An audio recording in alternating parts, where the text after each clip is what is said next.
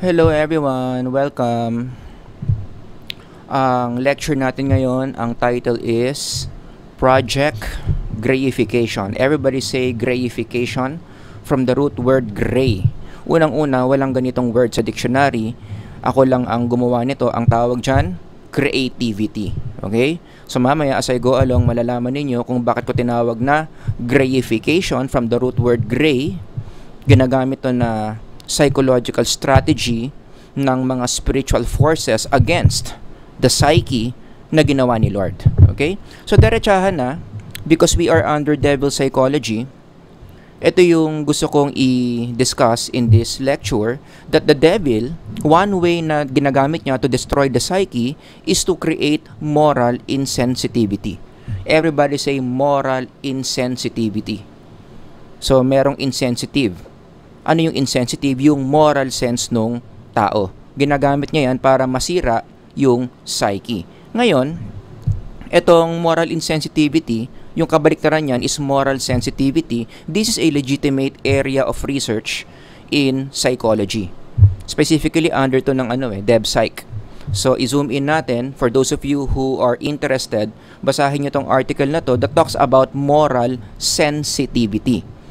So, yung kabaliktaran nito, the one I'm gonna discuss in this lecture, yan yung gustong mangyari ng demonyo, papababain niya yung moral sensitivity, kaya siya magiging moral insensitivity. Okay, so in bird's eye view, para lang alam niyo yung moral sensitivity in the literature is a very positive variable. Kapag mataas ang moral sensitivity ng tao, it leads to pro-social behaviors, ibig sabihin mas nice ka sa ibang mga tao, which leads to better mental health. So, pampaganda ng mental health kapag mataas yung moral sensitivity mo. Kaya, you would understand kung bakit ang demonyo gusto niya mababa yung moral sensitivity, magiging moral insensitivity. Ano ba yung characteristic ng taong mataas ang moral insensitivity? More or less ganito. Yung nasa Old Testament, yung dinidescribe ni Jeremiah. Are they ashamed on the abomination they have committed? Anong sabi? Naa-ashamed ba sila? Nahihiya ba sila sa mga pinaggagawa nilang kalokohan in Tagalog? Anong sagot? No. Mga Israelites to. Kaya nagagalit si Lord against the Israelites. Hindi sila nagigilty. Hindi sila nahihiya sa mga kamalian na ginagawa nila.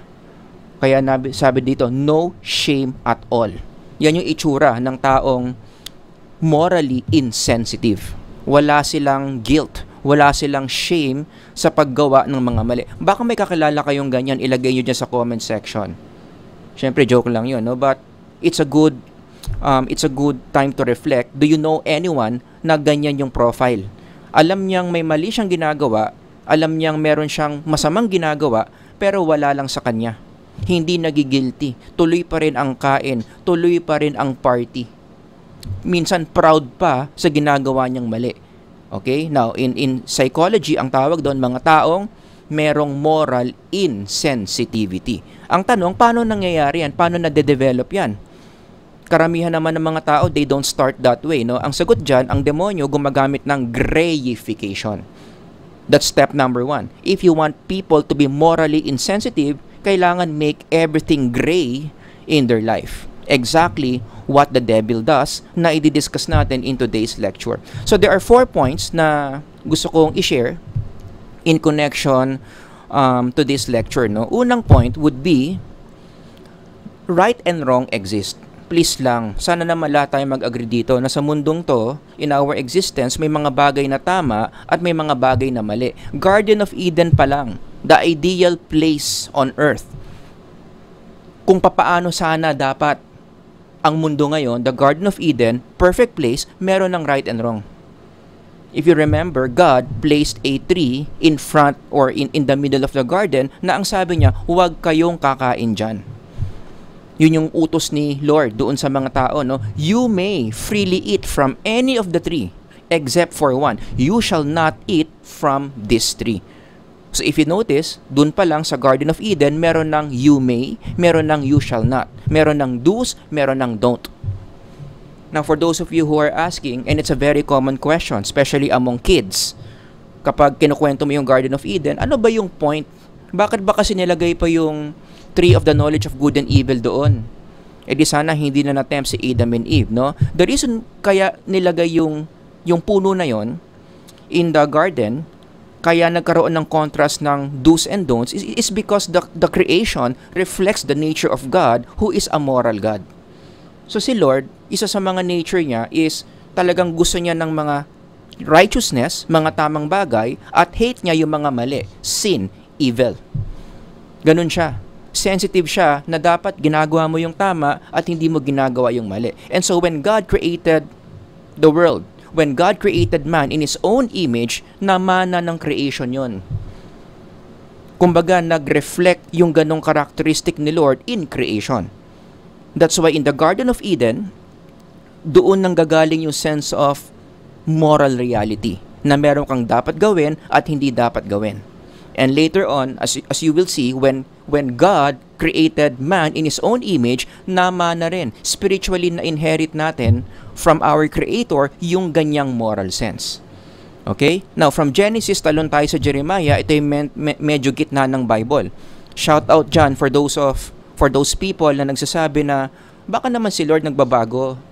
As time goes by, dapat binabago rin natin yung pananaw natin kay Lord. Sumasabay dapat sa sitwasyon ng society, mali. Never nagbago yung truth that God is a moral God. Up until today, God hates evil and He loves righteousness. Even in the middle of the Bible, Jeremiah, tinawag niyang fools yung mga taong know not how to do good. Hindi pala magandang quality ng tao yon, yung hindi ka marunong gumawa ng tama. Hindi mo ginagawa yung tama, ginagawa mo yung mali. Ang tawag sa ni Lord, fools, foolish. Which confirms that still, even in the middle of the Bible, God is still a moral God. He still cares about righteousness and unrighteousness. Fast forward from Jeremiah, tumalon ka sa dulo na ng Bible na Revelation. In fact, ito, future tense din to, hindi pa to nangyayari. But in Judgment Day, good and evil would still matter. In fact, yan yung magiging basis ni Lord in judging people. Hihiwalay niya yung righteous from the unrighteous, as you can see here in this passage, which means ever since the world began, kanta yata yun ever since the world began, mula nagsimula yung mundo hanggang sa kung paano matatapos ang mundo, merong good and evil, merong right and wrong. Moral reality is the reality. So wag kayong maniniwala sa mga bagong teachings ngayon na wala na raw right and wrong. It's all a matter of what you feel. It's all a matter of your preference. Those are demonic ideas, as I will discuss later. Point number 2, the God of the Bible defines right and wrong. Lilinawin ko lang. So meron tayong right, meron tayong wrong. According to who? Sino ang nag-set ng standard? Obviously, yung gumawa ng reality, yung gumawa ng mundo, yung gumawa ng buhay, who is God of the Bible. Si Yahweh, si Jehovah, si Jesus. He is the standard of right and wrong. No other standard dapat pinanggagalingan ng morality. Now, speaking of morality, dahil totoo ang may right and wrong, dito ngayon papasok yung tinatawag nating morality. Does that make sense? Because there is a God na gumawa ng right and wrong, yung creatures niya, created in His image, tayo yun, human beings, nagkaroon tayo ng sense of morality. By nature, naturally, innately, alam natin, meron tayong ability to differentiate what's right from what's wrong. Ito yung definition ng APA sa morality. System of beliefs or set of values relating to, everybody read, right conduct against which behavior is judged to be acceptable or unacceptable. What is good, what is bad. Gawin mo yung makakabuti.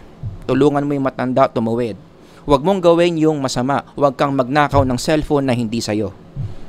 Does that make sense? Lahat ng tao merong sense of morality, at yan, again, spiritually, we inherited that from the Garden of Eden. When God created man in His own image, nagkaroon ng pagkamana. Nakuha natin from God yung ganyang moral sense. We are sensitive of what is right and what is wrong. And if you notice, nagja-jive yung nature ng tao dito sa Genesis, tsaka yung dynamics ng Garden of Eden. Ano yung tao? Meron tayong sense of morality, right and wrong, alam natin. Ano yung Garden of Eden? Meron kang dapat at hindi dapat gawin. So the environment jives with the nature of human beings that there's such a thing as right and wrong, which came from God. Basta ang point ko lang dito, right and wrong is a reality. In fact, it's so real, right and wrong, it's so real that it is called a universal variable. Lahat ng tao sa mundo merong sense of morality. Kahit kayo, mag-reflect kayo magbigay kayo ng isang bansa na anything goes, lahat pwede. Tinanong ko yung ChatGPT dyan meron bang bansa or nation in the world na kapag pumunta ka doon walang batas, kahit anong gawin mo, gusto mong gawin, pwede. Wala kang violation. Ang sagot ng ChatGPT, wala. Because all societies in the world, for it to operate, kinakailangan meron kang clear set, clear guidelines, ano ang tama at ano ang mali. Yun nga yung basis ng batas. Kaya lahat ng bansa sa mundo, meron silang own version of their constitution. It is the law of the land that makes possible the successful operation of those countries. English yun Medyo nag-bacon kasi ako kanina kaya Englishero ako. But I hope I'm making sense. The fact that morality is universal, laws are universal, it proves na talagang there's right and wrong, and this is innate, spiritually innate among human beings. At lagyan natin ng kulay yung morality. Ginagamit din naman to sa Bible, ginagamit din to sa literature, di ba? Usually, ang kulay ng masama or evil or wrong things, color black. And supposedly, in life, anong ginagawa natin sa wrong? We reject, we resist, we correct. The same thing with right behaviors. May kulay din yan. Ang kulay naman yan, puti. Anong ginagawa natin sa right behaviors? We apply, we obey, we receive. Okay? Mahalaga yung mga kulay na yan because later, meron pa akong isang i-introduce na kulay. Hindi siya black, hindi siya white. Mamaya malalaman ninyo. Point number 3, right and wrong have to be learned or reinforced. Although spiritually naman natin yung ganyang moral sense from God, we care about what's right and what's wrong, kinakailangan pa rin in-nurture yan. Everybody say nurture. In a way, kailangan mo pa rin i-educate yung mga tao kung ano ang tama na dapat gawin at mali na hindi dapat gawin. Turuan mo ang isang estudyante na kapag may exam, mag-aral days in advance.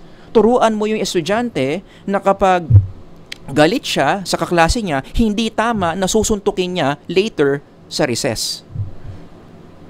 Nagigets ninyo? Constant education dapat ang gagawin so that moral beings like us, lalong maging sophisticated, lalong mas maging comprehensive yung understanding natin of what is right and what is wrong. In developmental psychology, ang tawag natin dyan is moral development. Naalala niyo yung pangalan, pag moral development, si Lawrence Kohlberg yan. Although hindi siya natin topic today. Gagawan ko ng ibang lecture yan. But basically, ang moral development, as you can see here, APA definition, gradual formation of an individual's concept of right and wrong. Okay? So again, ang foundation is morality. Anong gagawin natin sa morality ng tao? Kailangan natin i-develop. Ituro kung ano ang tamang gawin at ano ang maling dapat iwasan. I-paraphrase ko yung moral development. This is the process of teaching the psyche to differentiate right from wrong. Everybody say differentiate. Kailangan para isang maging matinong tao ka, meron kang ganyang psychological ability na di-differentiate mo ano ang tama at ano ang mali. Diyan na ngayon ang gagaling yung tinatawag nating moral sensitivity. Everybody say moral sensitivity. How good are you? The degree to which you are sensitive about what's right and what's wrong. Gusto mong gawin yung tama at nilalayuan mo yung mali. Gusto mong tumulong sa ibang tao at ayaw na ayaw mong kumukupit ka ng pera ng hindi sa'yo. If you are that kind of a person, ibig sabihin maayos yung moral sensitivity mo. Siguro maganda yung pagka-moral development sa'yo. Naturuan ka ng tama ng parents mo, naturuan ka ng tama ng simbahan mo, naturuan ka ng tama ng eskwelahan mo.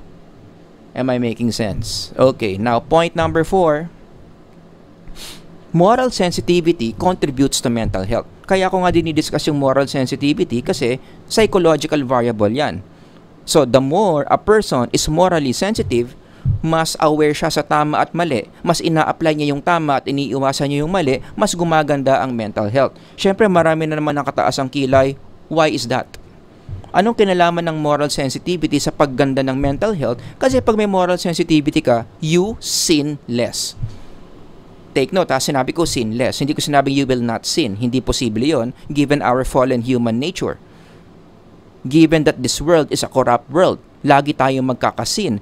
Pero kapag mataas ang moral sensitivity mo kasi, aware ka sa tama at mali, mas konti yung kasalanan mo. And you have to be aware of this, lalo na yung mga psych majors dyan, that the more sins you commit, sins according to the Bible, God's Word, mas pumapangit ang mental health. I-summarize mo na yung 7 deadly sins. Yan yun.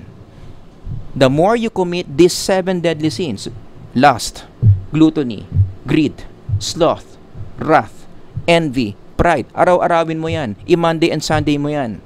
Ano mangyayari sa'yo? DSM-5 is waving. Gagawan ko ng ibang lecture yan. At may mga data ako dyan. Na mas tumataas yung mga variables mo dito, the more you are sinning, the more you are destroying your mental health.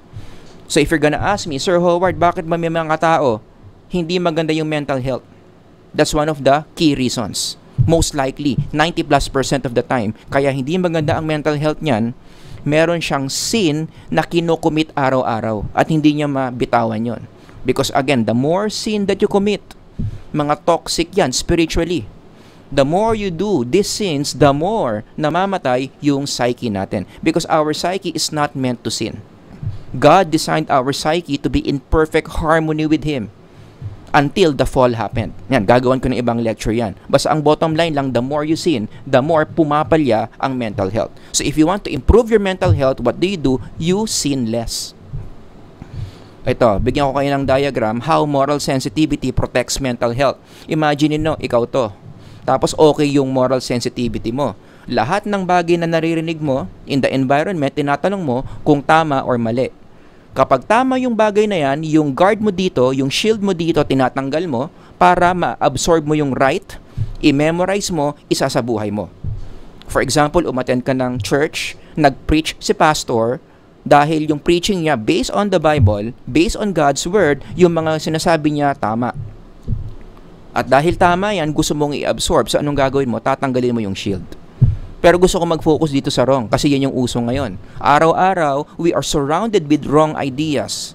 We are surrounded with wrong philosophies, wrong ideologies coming from the demon, coming from the devil. Buti na lang okay yung moral sensitivity mo.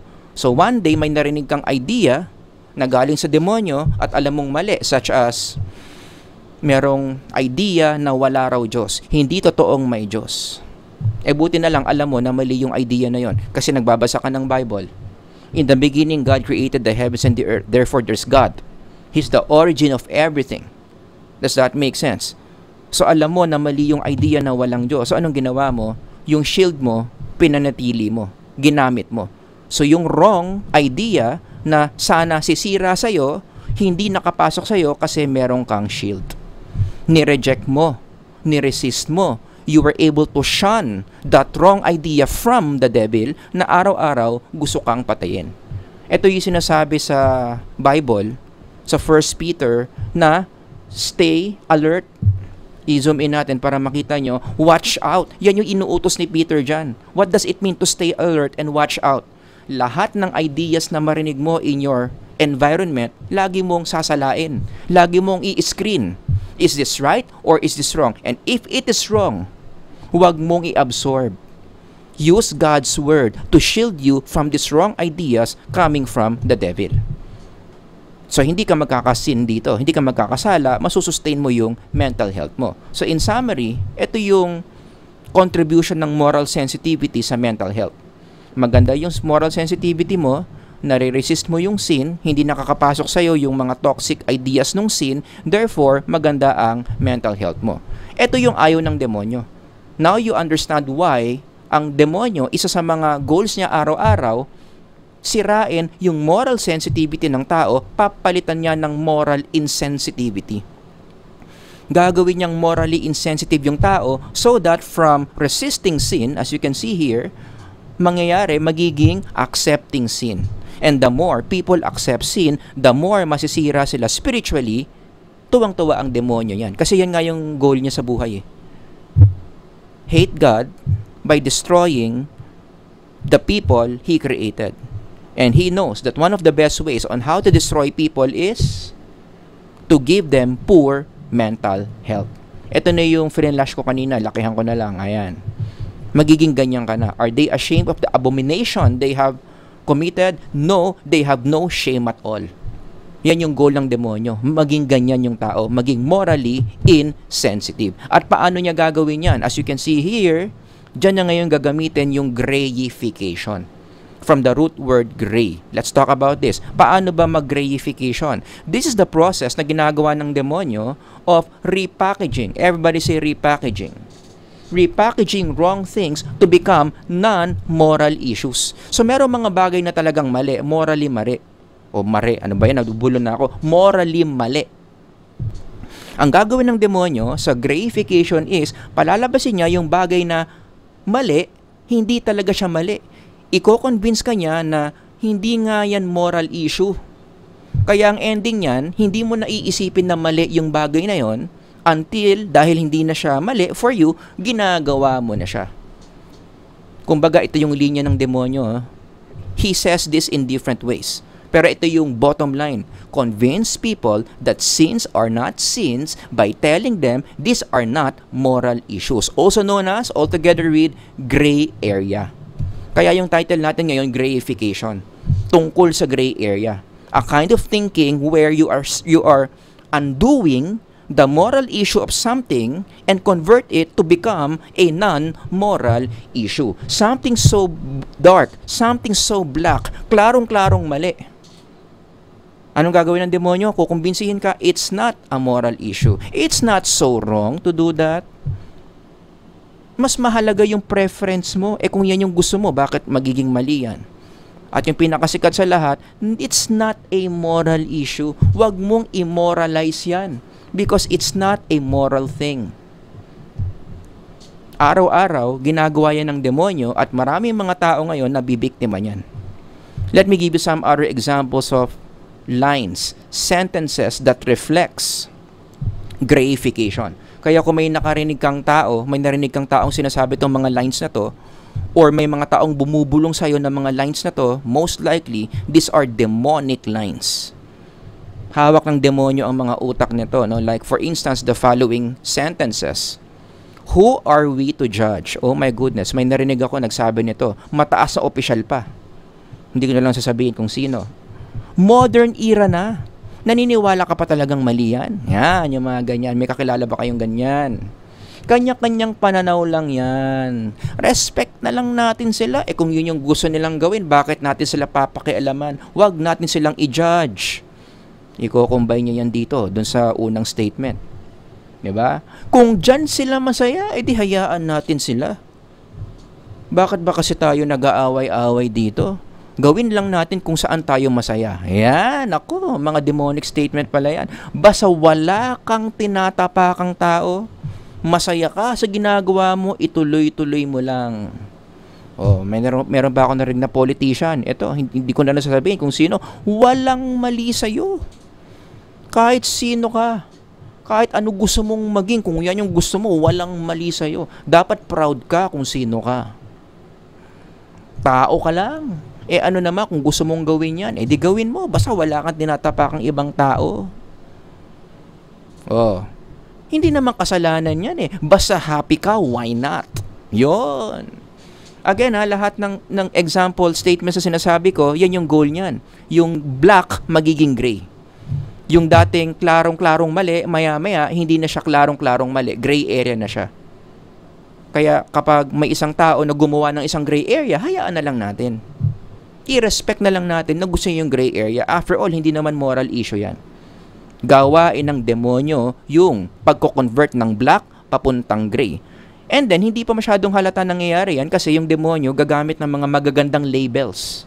Labels na akala natin very positive. Kaya marami mga fans itong labels na to, so hindi nila iisipin na demonyo pala yung may gawa nito. Like for instance, yung inclusion and diversity na yan. Now, don't get me wrong. Pro ako sa inclusion and diversity. Kung ginagamit ng tama. Okay? Meron akong lecture dyan. Panoorin ninyo, diniscuss ko doon kung ano ang tamang definition, ano ang tamang paggamit ng inclusivity and diversity. So, hindi ako anti-inclusivity and diversity. Ang point ko dito, ang demonyo, pwedeng gamitin to in the wrong way to make people sin. Ito yung gagamitin niyang front. Gawin mo yan. Kasi parte naman ng inclusivity and diversity yan. Walang masama dyan. Go lang. Got it? Pero pro ako dyan sa tamang paggamit. Another example of a term, yung liberalism. Again, hindi ako anti-liberalism. May mga bagay-bagay sa buhay na talagang dapat liberal tayo. Pero when it comes to moral issues, when it comes to wrong things, hindi pwedeng liberal ka. Dapat conservative ka. Because the moral world, the spiritual world can either make you or destroy you. Pero wala Ang ganda ng repackaging ng demonyo dito, palalabasin niya liberalism is just a very popular philosophy. Na dapat, ganyan yung paniniwala mo given the fact na modern human being ka na 21st century na. 2025 na. Dapat liberal ka na. Nako. Beware of lines na ganyan na sinasabi. At unfortunately, maraming mga tao sinasabi yung mga ganyang idea saan? Sa universities. Oh my goodness. Supposedly, universities are saving people from sin.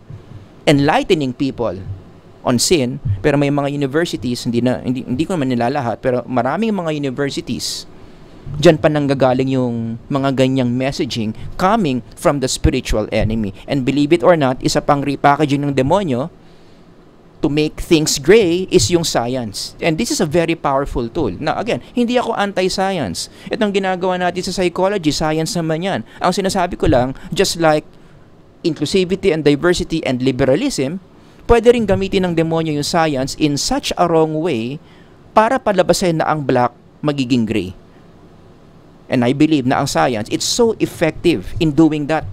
'Di ba? Ang science kasi malakas na malakas na magsabi na normal lang 'yan. Scientifically, you are programmed to be that way. Ginagamit 'yan sa issue ng sex. Sex is a moral thing. Right? You read God's word, ang sex, ang dami-dami niyang mga moral implications. Pero ang sasabihin ng science ay ang sex, it's a physiological thing. May mga parts ng brain mo na nagla-light up sa MRI kapag sexually aroused ka, o kapag yung genitals mo may mga changes, ganyan-ganyan. Normal lang yan na na-arouse ka. Normal lang yan na i-release mo. It's not a moral issue. It's a physiological thing. Tapos gagamit pa ng psychological theory. Ilalagay po yung sex doon sa physiological needs ni Abraham Maslow. Gagawin ko ng ibang lecture yan. But I hope you realize the messaging there. No? Na kapag ang sex naging physiological needs, ibig sabihin nun, hindi pwedeng wala. At kung hindi pwedeng wala, ibig sabihin, justified ka in doing sex the way you want it. Again, gagawin ko ng ibang lecture yan. Pero, ang point ko lang dito, science can distort moral reality. Kino-convert niya yung black na maging gray. Now, bakit gustong mangyari ng demonyo to? Ano ba yung reason behind making black things gray? Ito yung explanation dyan. Kasi when evil becomes gray, going back to my illustration, ito yung tao na may moral sensitivity. Ito yung wrong idea na toxic, nasisira sa psyche niya. Tama. Nakita niya o narinig niya yung isang wrong idea. Okay? So, anong dapat gawin sa wrong idea na yan? Dapat, i-resist mo. Dapat, isusustain mo lang yung shield. Hindi. Ang demonyo, bago niya pinana, bago niya binato sa'yo yung wrong idea na yan, ni-repackage niya muna yan. Ginawa niyang gray. Kaya nga may gray box ako dito. It's not wrong. It's not a moral issue. Lahat naman, ginagawa yan, kaya okay lang yan, i-repackage siyang ganyan. It's a gray area. It's not a moral thing. Kahit sa totoo lang, it's a wrong thing. So ano ngayon mangyayari? Naniwala tong taong to. Ganda ng mga arguments Ang galing nung nag-convince sa kanya Talagang ang ayos ng mga arguments. So naniwala tong taong to na gray area yan. So ano ngayon ang gagawin niya? Dahil naniwala siyang gray area yan, tatanggalin niya ngayon yung shield niya as you can see. Tinanggal niya, 'Di ba? Hindi na niya ginawa yung sinabi ni Peter kanina na watch out, be careful. Hindi na, tinanggal niya yung shield niya kasi safe naman yan Gray area naman yan. Once this person senses that it's safe, ano yung number 2 tendency niya? Tatanggalin niya yung guards niya. He will let his guards down. Open na ngayon to para pumasok yung wrong idea na galing sa demonyo. So, i-absorb na yan ng tao, i-apply na niya sa buhay niya yan, magkakasala na yung tao, and as time goes by, kasi akala nga niya, gray area yan, parami yung kasalanan niya, pabagsak ng pabagsak yung mental health niya. Does that make sense? Hanggang sa dumating na siya doon sa moral insensitivity, wala na siyang pakialam, wala na siyang care doon sa ginagawa niya. After all, it's gray area. Don't judge me for doing this. It's not a moral issue. Yun na. Naging morally insensitive na.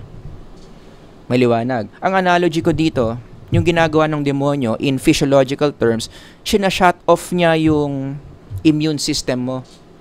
Imaginein mo, yung katawan mo, yung immune system liberal. Para sa immune system mo, lahat ng bacteria, lahat ng virus dapat welcome.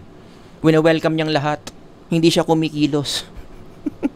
Pero okay siya. Kaya naman niyang kumilos. Pero lahat ng virus, lahat ng bacteria, kasi nga liberal siya, open siya, very accepting siya, inclusivity and diversity siya, wala siyang pinatay na virus. Wala siyang pinatay na bacteria. Oh, in the physiological level, kapag nangyari yan, maya-maya, deads na yung tao. Na ganyan ang immune system. Because the immune system is meant to be conservative. Tama? Dapat ang immune system mo, alam niya kung ano yung tamang element na nasa loob ng katawan, ano yung mali.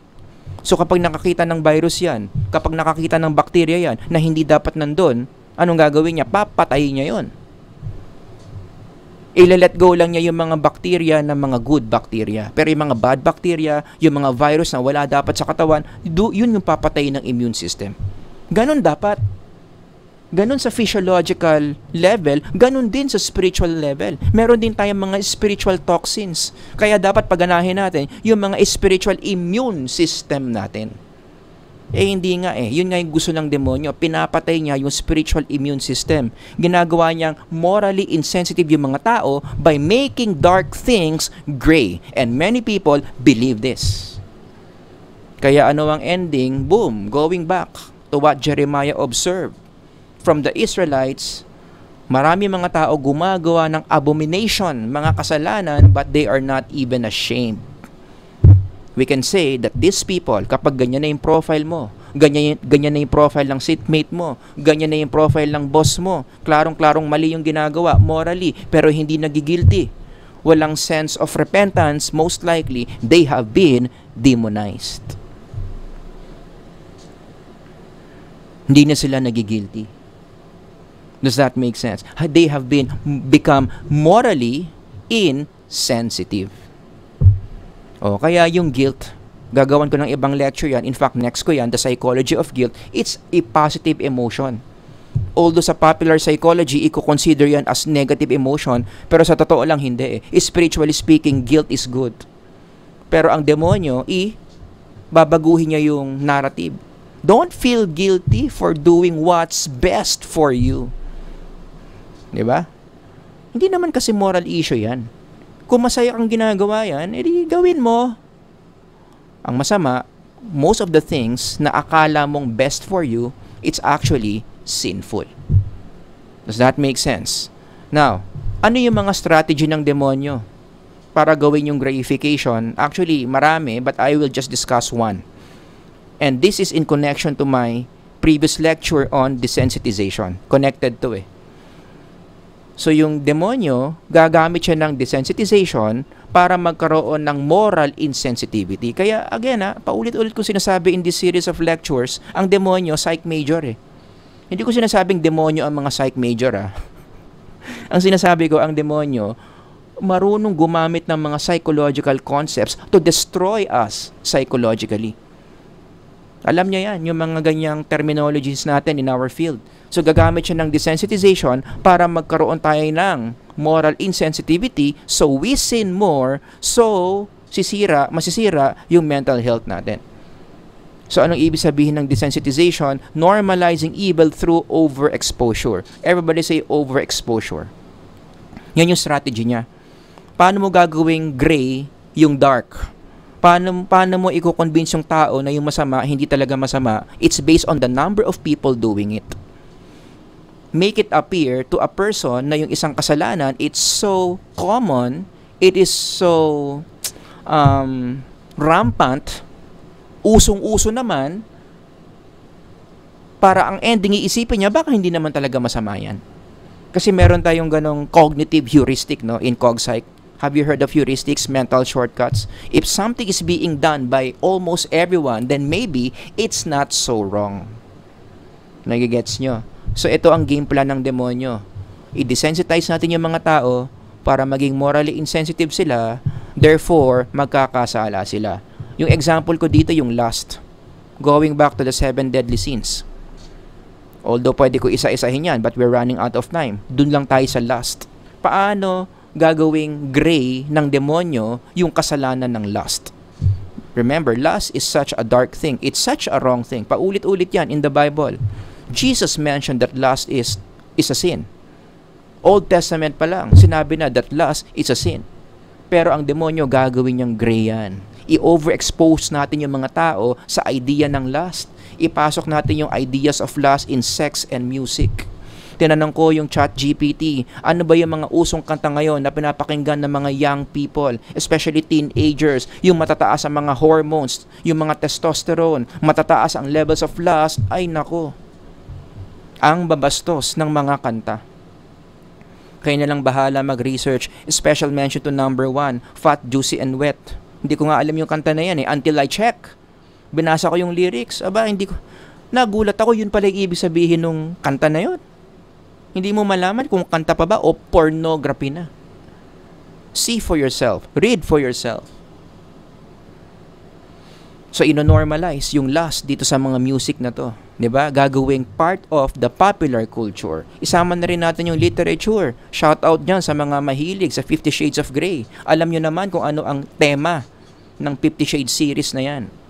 Shout out sa mga nakompleto yung nobela. Shout out sa mga lahat ng movie pinanood. Shout out sa mga crush na crush si Christian Grey. O, yan ay epekto ng normalizing. Diba? Kikiligin pa kayo sa isang character na sa totoo lang merong mental illness. Other than spiritual sin. Yung ginagawa niya, kasalanan niya. Diba? Kasalanan niya ginagawa niya doon sa jowa niya. The fact na sa unang part, diba, hindi sila kasal. Tapos kung ano-anong pinagagawa niya, it's a mental illness. Ang tawag dyan, sexual sadism disorder.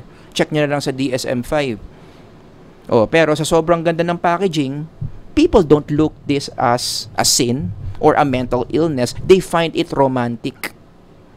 May mga narinig pa nga akong mga nagko-comment, sana raw, sa kanila na lang ginagawa ni Christian Grey, yung ginagawa niya kay Anastasia. Oh my goodness. That is so sick. Grayification is working. Ipasok natin sa Netflix. May mga shows dyan. Yan ang mga tema tungkol sa sex. Sex and the City, Riverdale, premarital sex left and right. Local, meron din tayong mga ganyang mga movies na hindi mo malaman bakit ba ito ina-approve. Title pa lang, alam mo na kung anong gagawin sa'yo. Papataasin lang yung lust mo. Takas, suki, lawa, bugaw, boso. Shoutout din dyan sa mga vloggers na ito yung content. Bahay, kapalitang, nako, ayoko nang basahin. Gusto niya yung mga ganyang usapan. Diba? Ang strategy behind this is to make it appear that lust, sex outside marriage, sexual promiscuity is just a human thing. It's just a normal thing. Kamusta naman yung pornographic environment ng Pilipinas? There was a time, 2023, ang Pilipinas, number 1 sa mundo sa paglalagin sa porn. Average Filipino would be watching porn 10 minutes, 9 seconds in a day. Wala namang mali sa lust, wala namang mali sa sex. Yan ang goal ng demonyo. Diba? I-combine nyo so far yung mga slides na pinapakita ko, yan yung magiging end game yan. People will end up thinking that maybe lust, sex outside marriage, sexual promiscuity is not wrong after all. Tapos may reinforcement pa from the environment. Diba? So ang mga taong naghahanap ng mga kasex, kasi hindi na sila naniniwalang moral thing yon, meron ng mga cellphone apps. Gusto mo ng kasex, hanap ka sa mga dating apps. Please lang, can we just all agree na yung mga dating apps ginawa yan for sexual opportunities? Please lang. Huwag nyo sabihin na yung mga dating apps na yan, ginawa yan para dumami friends mo. Ginawa yan para may makita kang ka-Bible study. Far from the truth. Hindi ganun yun. And there was a time, even lust, meron ding government support yan. May isang DOH secretary. Yan daw ang solusyon. Hindi naman mapigilan na yung lust, normal lang naman yung lust, lalo na yung mga bata, lumalaki, nagbibinata, nagdadalaga, hayaan na lang natin sila mag-explore. It's a scientific thing. Parte talaga ng pagiging adolescent yan Bigyan na lang natin sila ng contraceptives, i-distribute natin sa mga estudyante. Am I making sense? Kaya, again, in terms of lust, klarong-klaro, di ba? Sinabi sa word ni Lord yan. Flee from sexual immorality because it's a serious sin. But combine all those slides sa pinakita ko, ayan, i-combine mo lahat yan. Ano ang magiging spiritual effect niyan? Something so wrong becomes something so gray. Maybe it's not wrong after all. Wag na lang natin kasi immoralize yan. Para makawala na tayo sa sense of guilt natin. Yun na. Alright? Ihabol ko lang. Even witchcraft, napakaseryosong kasalanan din yan. But slowly in our society, witchcraft, which is supposed to be dark, it's slowly becoming gray. Kasi ang witchcraft, ginagamit ang demonyo yan, to disconnect a psyche from God and connect the psyche to another source who is the devil himself. Supposedly, dapat ganyan tayo Yan ang pampaganda ng mental health. Through Jesus, through the cross, you are connected to God. You go to church, you read God's word, you enjoy the fellowship, gumaganda yung spiritual health mo. Pero yung witchcraft, bibigyan ka ng substitute. Si Jesus, boring yan. Si Jesus, paulit-ulit lang sinasabi niyan every Sunday. Hindi ka ba nagsasawa sa church mo? Meron akong better alternative dyan. Exciting. Pupunta tayo sa madilim. Magsisindi tayo ng mga kandila. Meron akong kukuning Ouija board, kumausap tayo ng mga demonyo. Kumausap tayo ng mga patay. I hope for those of you who are listening, wala kayo sana maging involvement dito because it's going to destroy you big time spiritually. Sa totoo lang. Huwag niyong minamaliit yung mga paglalaro ng mga ganyan. May mga spiritual effects yan. It is a spiritual activity. This is not just a board. This is a board that can affect you, that can destroy you spiritually. So yan yung goal ng demonyo. Ilipat yung connection mo from Jesus to Himself through these witchcraft things. At unti-unti nagiging nagiging norm yan, nagiging gray area na yan. Ano bang masama kung mag-celebrate ang mga bata ng Halloween? Ano bang masama kung magbihis demonyo yung anak ko? Ano bang masama kung magbihis dead person yung anak ko? For those people who say that, I suggest you study the history of occultism. Marami naman tayong resources dyan, and you would understand kung anong meron sa Halloween. Halloween is not just a Halloween. It is a special day of the dark world. May mga activities na ginagawa dyan to worship the demons, at nire-repackage yan sa modern society so that it appears na yung mga days na yan na wino-worship ang demonyo, it's not bad after all. It's just a simple costume party. Pero pag hindi mo kasi alam yung history ng occultism, dun ka ngayon manggagaling sa idea na yun that this is just a gray area. So what if I dress up like a devil? So what if I dress up like a zombie? Kamusta naman yung mga e-books na binebenta dyan? I-zoom in natin. Tingnan naman yung mga e-books dito. It's available online. Anyone can buy the e-book and absorb knowledge that they should not be absorbing because it's coming from the darkness. Bad vibes, paano gumawa ng magic, ano yung mga spells na pwede mong gamitin to make your life better. Oh my goodness, openly, it's being sold online. It's even being sold in some bookstores, yung mga tarot cards na yan. Easy access na lang yan Kasi ano sasabihin ng mga bookstores na yan, wala naman yan ano lang yan, tarot cards lang naman yan. Respect na lang natin yung mga tao na yan yung ine-enjoy nila. Ang tawag dyan, subculture. Ano ba dapat ginagawa natin sa lahat ng subcultures? We respect. Yun, gagamitan ka na ng inclusivity and diversity. Concert lang naman yan. Huwag nyo naman i-demonize yung concert. Pero kung aaralin mo kung ano ba kasi nangyayari dun sa concert na yan, yung intro niya, nakaganyan, hindi ko na lang sasabihin kung sino tong artist na to, nakabihis switch, merong mga chants na kinakanta, merong mga rituals na ginagawa, ay nako, please lang, basahin nyo again yung history of occultism so that you can connect the dots. Yan ang problema kasi sometimes we are so defensive na wala lang, concert lang yan, wala lang, card lang yan, na hindi mo alam yung historical background nung concert at nung card. Kaya akala mo, in your perspective, gray area. Akala mo, in your perspective, innocent. I hope I'm making sense. Unti-unti na, dark things are becoming gray. And in my next lecture, ginagawa ko na yan, yung gray, maya-maya, magiging white. Yun yung super sama talaga. Yung dating evil, naging gray, maya-maya, white na. Actually, yun talaga yung endgame Yung dark, magiging light. Yung light, gagawing dark. Yun, nako. Usually, or not usually, but spiritually speaking, diyan na papunta yung mundo. Darating yung panahon, lahat ng bagay na masama, mabuti na. At lahat ng bagay na mabuti, masama na. Yan na yung mga panahon na nandito na yung Antichrist. No? Anyway, ibang lecture yan. So, application natin, simple lang, as I end, how do you sustain moral sensitivity, which is so important. I hope napakita ko yan sa lecture na to. Still teach right and wrong. Reinforce goodness. Expose and speak up against evil. Yan, tatlong yan. Mahalaga yan. Lalo na for those of you na merong mga young children, you start them early. I-develop nyo yung moral sensitivity nila by doing these three.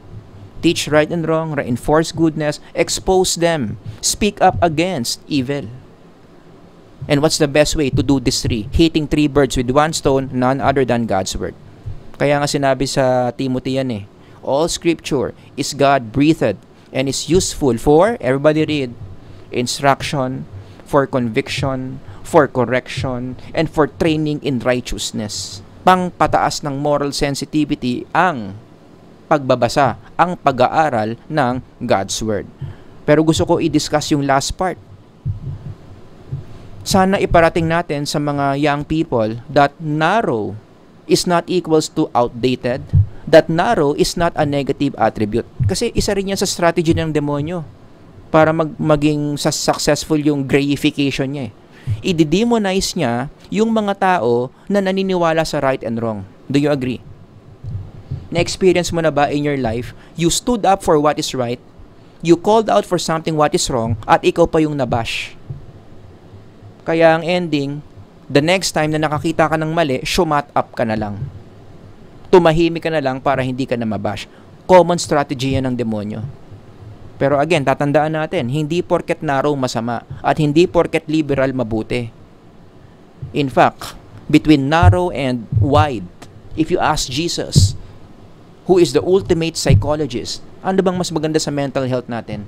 Ano bang mas maganda sa buhay natin? Live narrow or live wide? Actually, live narrow ang sasabihin ni Kristo. Ano sabi ni Jesus? Enter through, everybody read, the narrow gate. Narrow. Hindi na baling makitid yung utak mo. Kaya naman kasi makitid yung utak mo, yun yung tama. Alam mo kung ano ang tama at alam mo kung ano yung mali. Hindi ka nagpapadala sa panloloko ng demonyo doon sa pagpunta sa wide road. Sabi nga ni Kristo, for wide is the gate and broad is the way that leads to, everybody read, destruction. Most of the time, ganyan yan. Morally speaking, if you are too open, if you are not conservative, if you are too progressive, if you are too liberal, dyan nanggagaling yung destruction. Kasi na-absorb mo yung mga bagay-bagay na galing sa demonyo that destroys you. Naniniwala ka sa mga ideologies na sa totoo lang, ikakasama mo. Walang Diyos, okay lang yung premarital sex, okay lang kung anong gusto mong maging ikaw, choice mo naman yan. Oh my goodness, the more you apply that, the more you are destroying yourself. Ang good news dyan, may paraan pa. 'Di ba? Sakali naman ba, nasa broad ka, andun ka sa broad pathway, pwede ka naman bumalik doon sa narrow. I-recover mo lang yung moral sensitivity mo. Baka lang kasi masyado ka ng, ang tawag doon, na-saturate, masyado ka nang nasanay doon sa pagiging broad, na wala na yung, nasira na yung moral compass mo. So what do? Recover your moral compass by returning to God and listening to God, asking God to review you, to refresh you, ano yung tama at ano yung mali. Alright? So yun lang yung maikli nating lecture, quote-unquote maikli. Mag-iisang oras na ako nagsasalita dito on project grayification. If you know anyone na kailangan marinig tong lecture na to, kasi para sa kanya lahat tama. Let's just leave each other alone attitude. Nako, please lang, iligtas niyo yung taong yan, because that person has been caught in the trap of the devil. Sir Howard here, until the next lecture. God bless everyone. Bye.